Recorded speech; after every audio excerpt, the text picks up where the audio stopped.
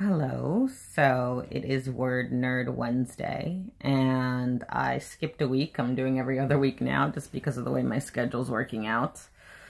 But I said that I was going to do entitlement, title, and I think free will, and that's still in the pipeline, but I'm just really not in that mind state right now, so I need to just do something else, because I don't want to drop the ball on doing Word Nerd Wednesday by requiring arbitrary things of myself. This is a passion project, and, you know, I'm going to do what I want to do in this regard.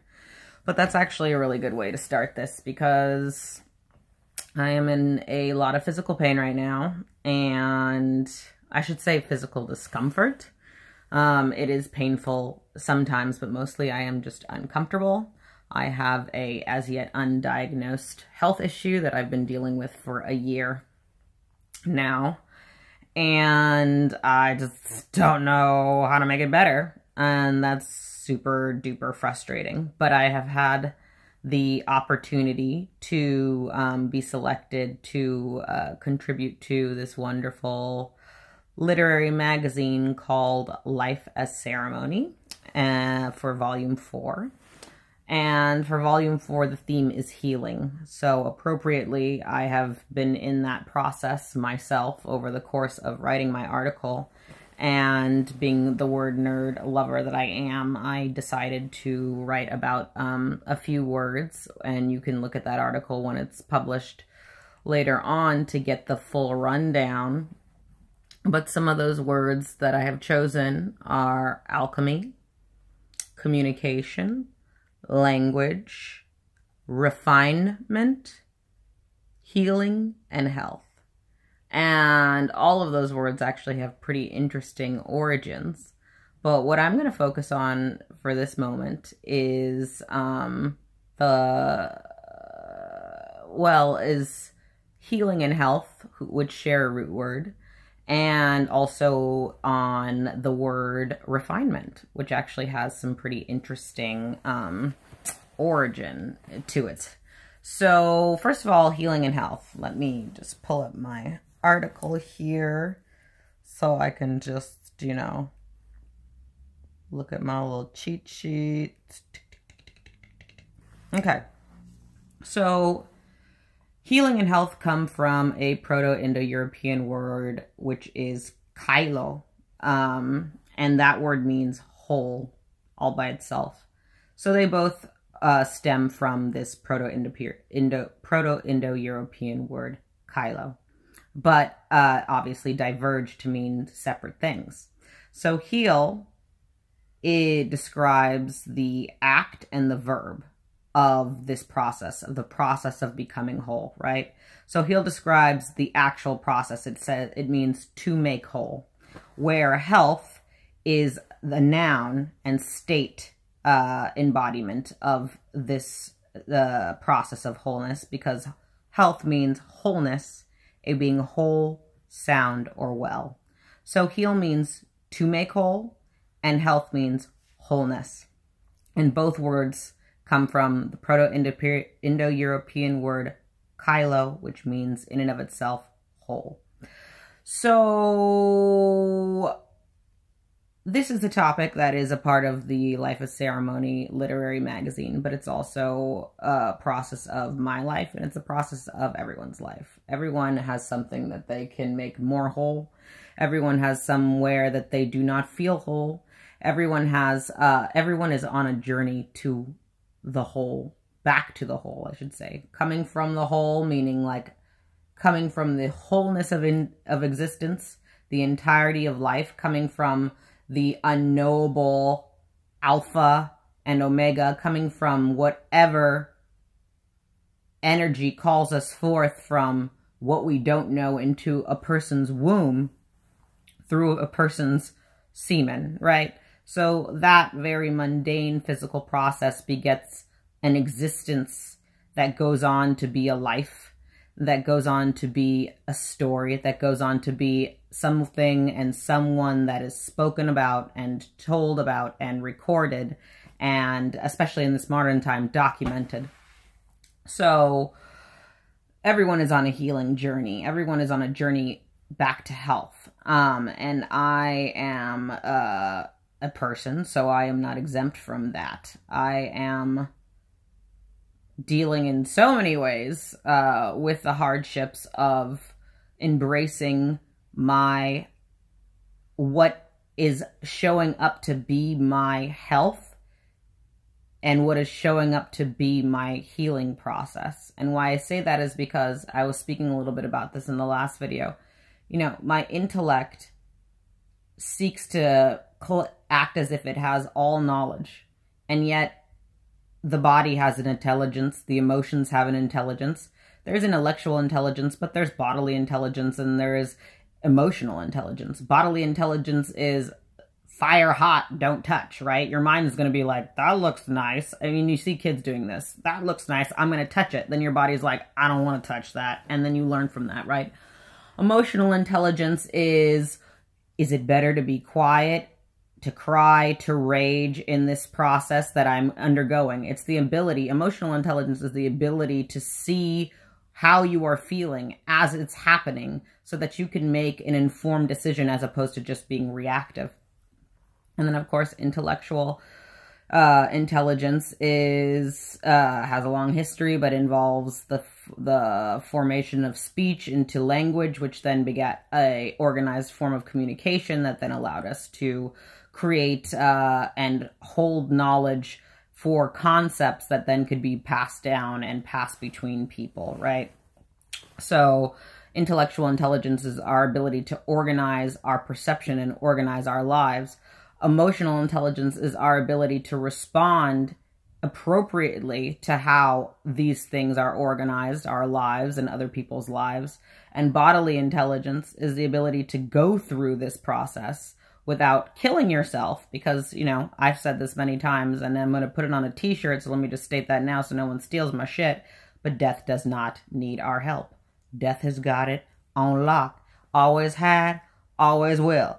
So it doesn't need our assistance. People don't need to be shooting each other. People don't need to be shooting up drugs. People don't need to be doing things that are going to kill them, because let me tell you, you're going to die. That's in your trajectory. So don't speed up the process. Like, enjoy the ride, right?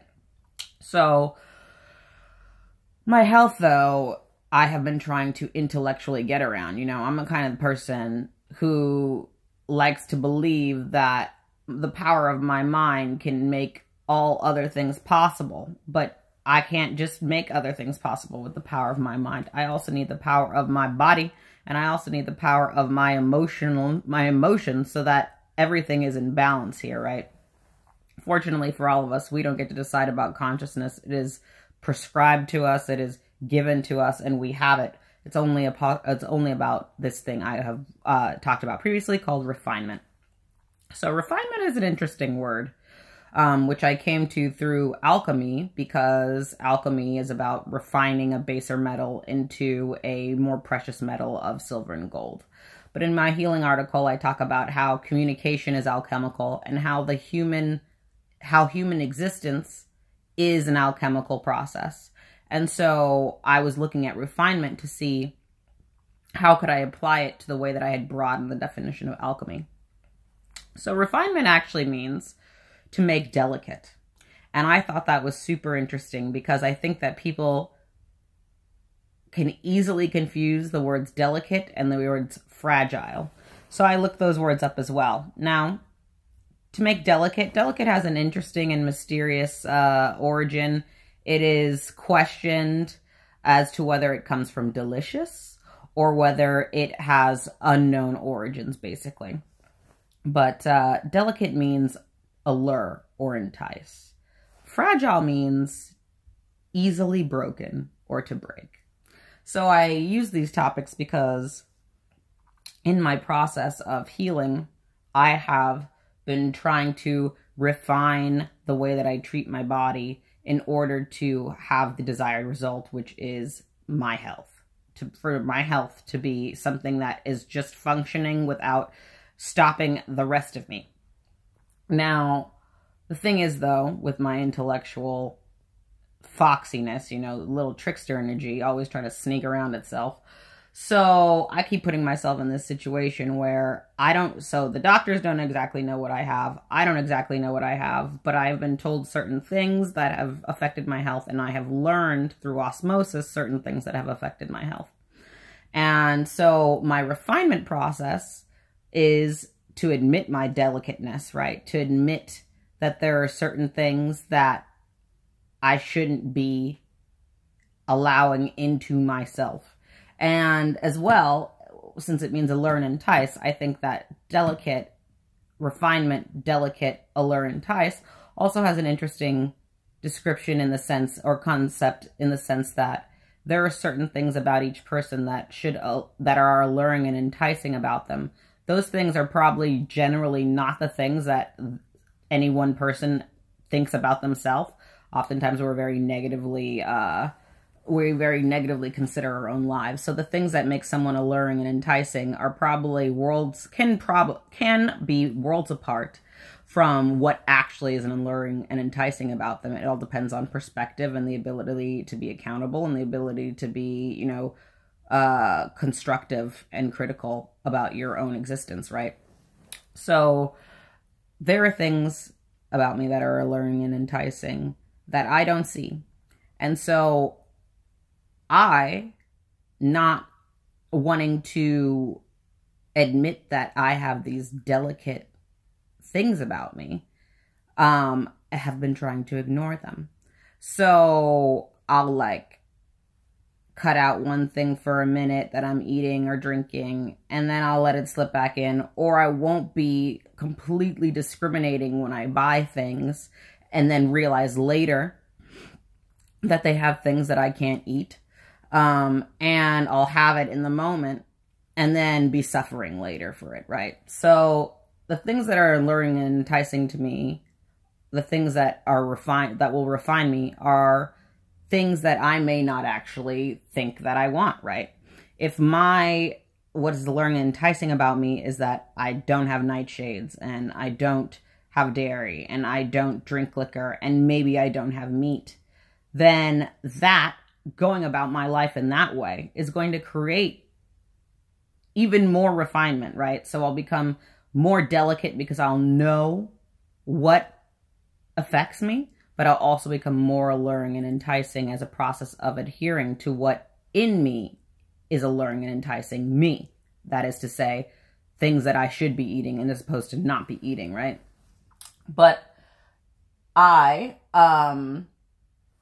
instead of being refined, instead of learning delicacy, being delicate, what I have been practicing is fragility, right? Because I find myself doing things that again and again that stop me in my tracks, that hurt me.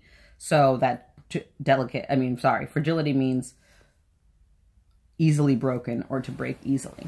So the fact that I'm going about my life in the way that is bringing things into my atmosphere that hurt me has been causing my body to break down.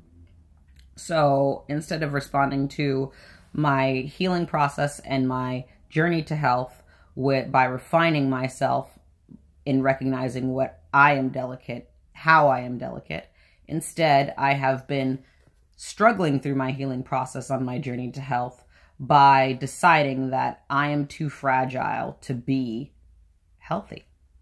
Isn't that crazy? That I'm too fragile to be healthy. That this body is just so incapable and so sensitive and is working against me. Obviously, bodies have intelligence, but it's not this sort of malicious shit. I mean, it's like thinking, it makes me think of one time I saw some advertisement for water when I was on the bus that was like, 0 calories, 0 guilt. Water ain't got no motherfucking guilt. Water ain't here to guilt you. You need that. You need that. So if you feel guilty drinking water, that's your shit. That ain't got nothing to do with water, right? So in the same way, your body's intelligence is not cunning. It just is. So I just happen to have a body that can or cannot deal with certain things. And it's about me accepting that. That is about the healing process that I am in. So, I mean, I'm gonna just end it right there because, like I said, I'm really uncomfortable, which is, you can tell I'm speaking with a really tight mouth. And you know, it's just facts. Like, I can't really be sarcastic about the shit. It's painful to me. I'm learning about it, so I just figured I would share with you a part of my journey in that sense. And on this Word Nerd Wednesday, I hope you are well wherever you are on your in your healing process, on your journey to health. I hope you are refining. I hope you are recognizing delicacy, and I hope you are not holding fast to your fragility or deciding that that is all you are, because I'm not going to be living my fucking life this whole way. Like, some shit's got to give. And it's got to be me. Okay? Goodbye from Munster, Germany.